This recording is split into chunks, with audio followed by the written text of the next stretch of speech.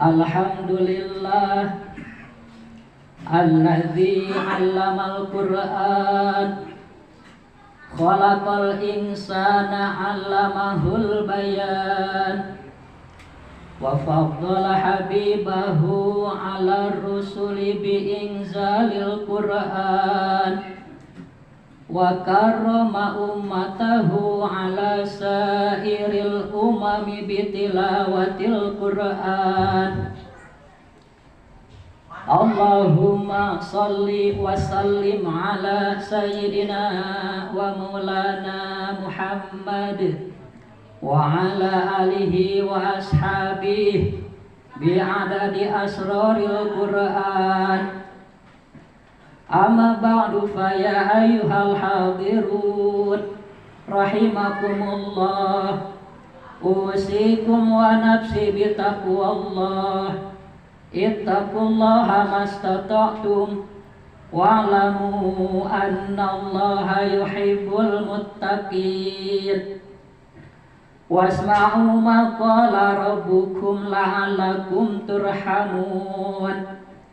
Fa'lam annahu la ilaha illallah wastaghfir li dzambika walil mu'minina wal mu'minat. Wallahu ya'lamu mutaqallabakum wa maswaakum.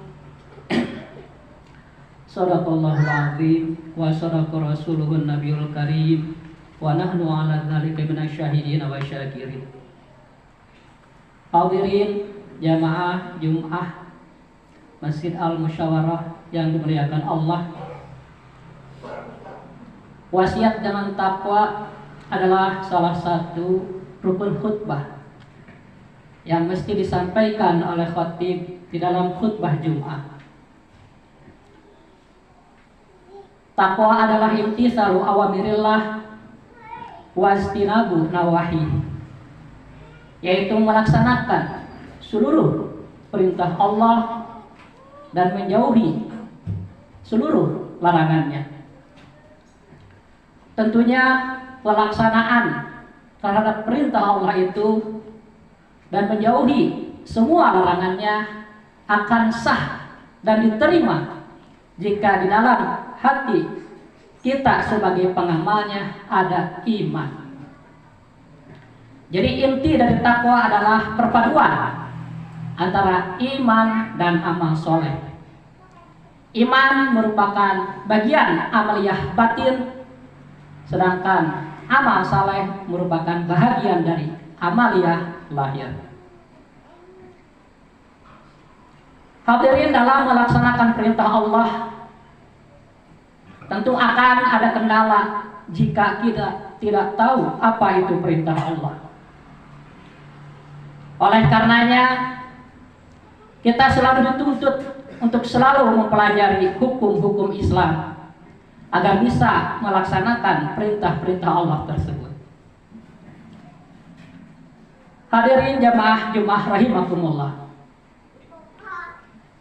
Amal soleh yang kita lakukan seperti sholat, zakat, saum dan lain-lainnya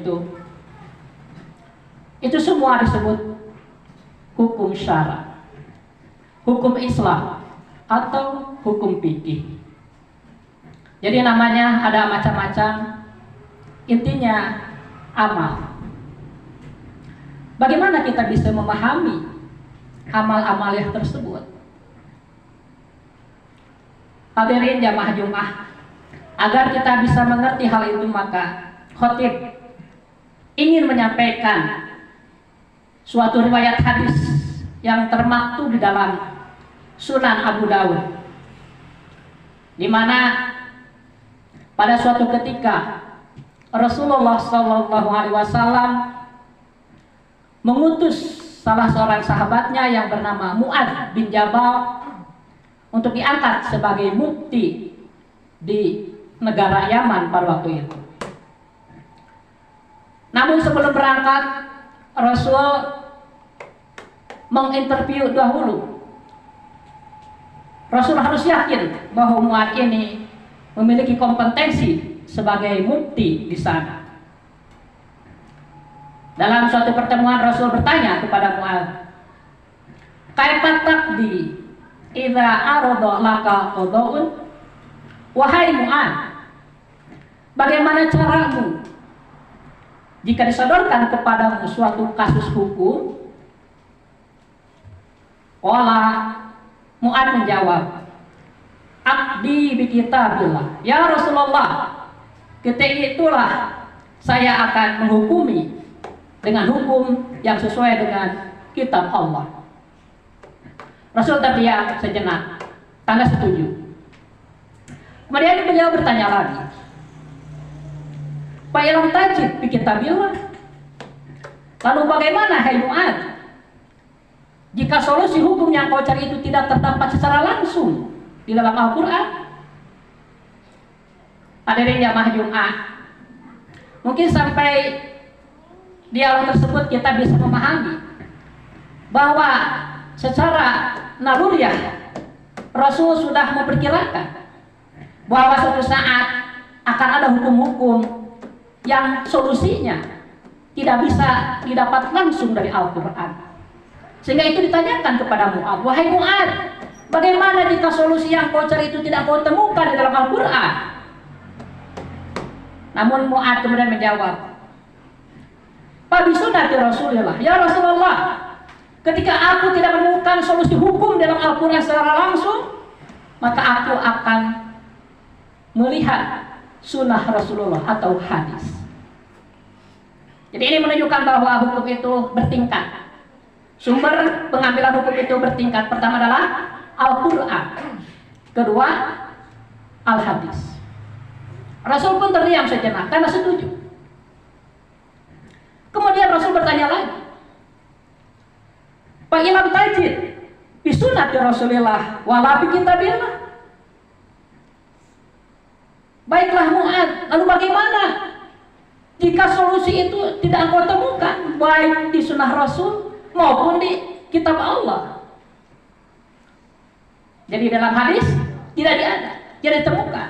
Di dalam Al-Quran pun tidak ditemukan. Bagaimana itu ya Mu'ad? Hadirin, ini mengindikasikan bahwa Rasul sudah memprediksi bahwa suatu saat, mungkin sekarang, akan ada kasus-kasus yang tidak ditemukan secara langsung solusi hukumnya baik dari Al-Quran maupun dari Al-Hadis. Bagaimana kalau sudah demikian? Jadi hadis ini sebenarnya mematahkan pendapat orang yang menganggap cukup bahwa hukum Islam itu dengan Al-Quran dan Al-Hadis salah. Al-Quran dan Al-Hadis saja salah itu.